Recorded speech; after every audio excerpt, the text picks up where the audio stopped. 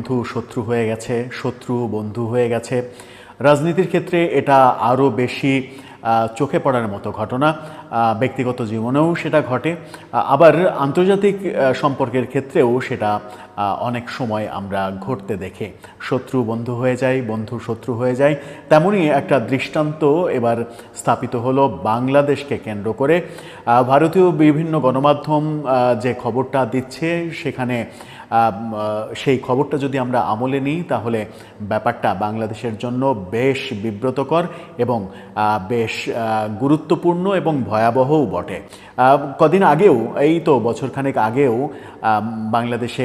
ভারতের বন্ধু তালিকায় সর্বোচ্চ উপরের দিকে স্থান ছিল বাংলাদেশের।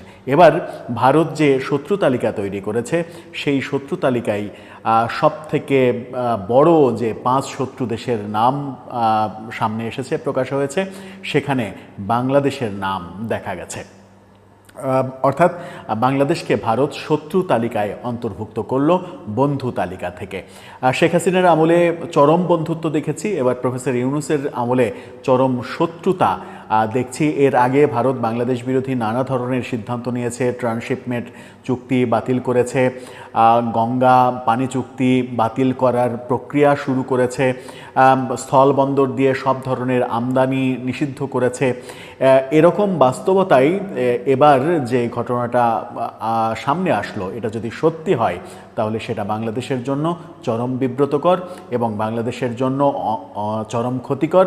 যদিও এটা হয়তো অনেকে গায়ে মাখতে চাইবেন না, অনেকে উড়িয়ে দেবেন, বিশ্বাস করতে চাইবেন না, বরং উল্টো কথা বলবেন যে ভারত আমাদেরকে শত্রু ভাবলো কি ভাবলো না, তাতে কি যায় আসে বলেও যদি আপনি সার্চ দেন, তাহলে সেই ধরনের বেশ কিছু আর্টিকেল সামনে আসে।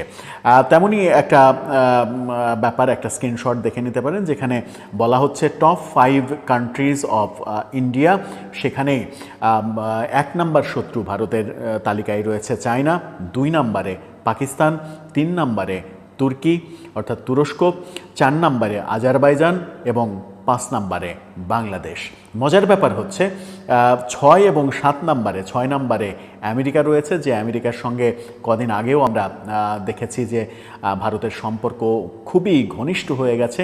তারাও এখন শত্রু তালিকার 6 নম্বরে উঠে এসেছে।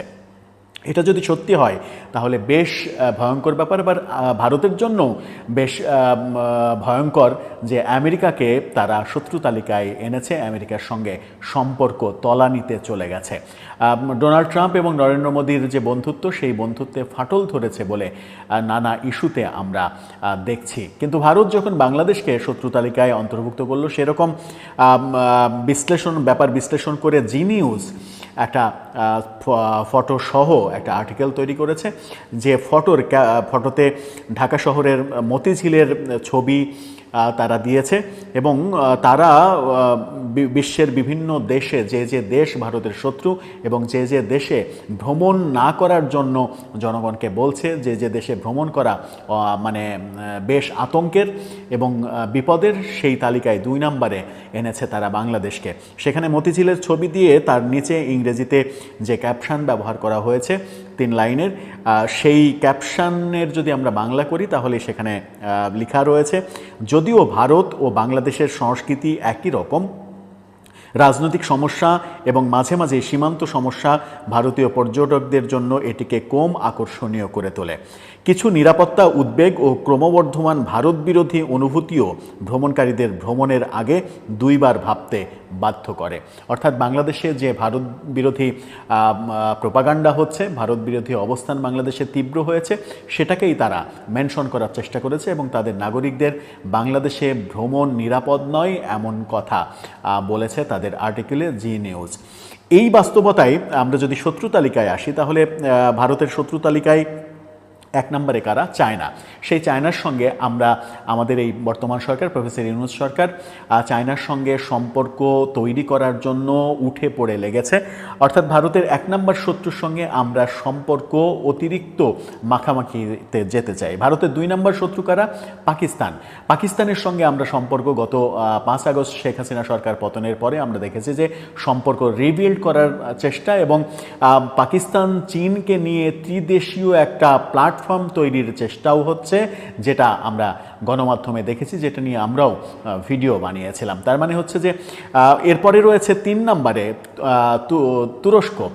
3 নম্বর শত্রু তুরস্ক। সেই তুরস্কের সঙ্গে আমরা নতুন নতুন অস্ত্র চুক্তি করছি। গতকালকেই আমরা দেখেছি তুরস্কের ডিফেন্স বিভাগের সেক্রেটারি তিনি বাংলাদেশ সফরে এসেছেন এবং সেনাপ্রধান, নৌপ্রধান, বিমান প্রধান, প্রধান উপদেষ্টা তাদের সঙ্গে মিটিং করেছেন। শোনা যাচ্ছে যে বাণিজ্য সম্পর্ক, অস্ত্র বাণিজ্য সম্পর্ক আরও জোরদার করা, এবং ভারতীয় গণমাধ্যম আনন্দবাজার এই বিষয়ে বলেছিল যে তুরস্ক বাংলাদেশে চট্টগ্রাম অঞ্চলে একাধিক অস্ত্র কারখানা তৈরি করতে চাই, যেটা ভারতকে একটা সিগন্যাল দেওয়া বাংলাদেশ সরকারের যে আমরা তোমাদের ব্যাপারে কনসার্ন, এবং ভারতের জন্য যেটা আতঙ্কজনক।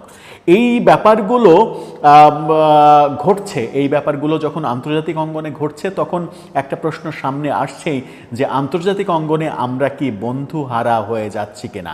গতকালকে আমেরিকা থেকে খবর এসেছে 35% অতিরিক্ত শুল্ক আরোপ করা হয়েছে, যে 17% ছিল সেইটার সঙ্গে 35% যোগ হবে নাকি সব মিলিয়ে 35%, এটা নিয়ে কোনো পরিষ্কার তথ্য আসেনি। অনেকে মনে করছেন যে এই 17-র সঙ্গে 35 যোগ হবে, সেটা হয়ে যাবে 52% শুল্ক।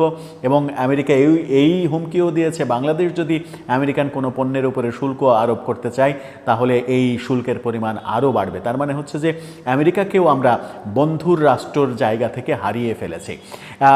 ক্রমেই যদি আমরা আন্তর্জাতিক অঙ্গনে বন্ধুশূন্য হয়ে যায় এবং সেই বন্ধুশূন্যতা পূরণ করতে চাই আমাদের চিরশত্রু, যাদের বিরুদ্ধে যুদ্ধ করে, যাদের বিরুদ্ধে 3 লক্ষ মানুষের জীবন উৎসর্গ করে 2 লক্ষ মা বোনের সম্ভ্রমের বিনিময়ে আমরা স্বাধীনতা অর্জন করেছি, তাদের সঙ্গে যদি সম্পর্ক গড়তে যাই অন্য বন্ধুদের শত্রুতে পরিণত করে, তাহলে সেটা দেশের স্বাধীনতা সার্বভৌমত্বের জন্য কতটা নিরাপদ হবে সেটাও একটা বড় প্রশ্ন। আবার করিডোর নিয়ে যখন ইস্যু কথা হচ্ছে তখন চীনের সঙ্গে বাংলাদেশের সম্পর্ক উন্নয়ন কোনো কাজে দেবে না। করিডোর যদি জাতিসংঘের নামে আমেরিকাকে দিয়ে দেওয়া হয় তাহলে চীন আমাদের চিরশত্রু হবে। মায়ানমারের সঙ্গে যুদ্ধ পরিস্থিতি তৈরি হবে, কারণ করিডোর দেওয়া হচ্ছে আরাকান আর্মিদের সুবিধার্থে সাহায্য করার জন্য। অনেকে বলেন যে আমেরিকা আরাকান আর্মিদের কাছে অস্ত্র যোগান দিতে চায় এই করিডোর দিয়ে। এরকম নানা অবস্থার মধ্য দিয়ে আমরা কিন্তু আন্তর্জাতিক অঙ্গনে বন্ধুহারা হয়ে পড়ছি। এর সমাধান কোথায়? এর সমাধান কি রয়েছে? ভারতের যে শত্রু তালিকা, এটা যদি অথেন্টিক খবর হয়, সেই খবরটা আমাদের জন্য কি বিব্রতকর নয়? আমাদের জন্য বড় বিপদের নয়?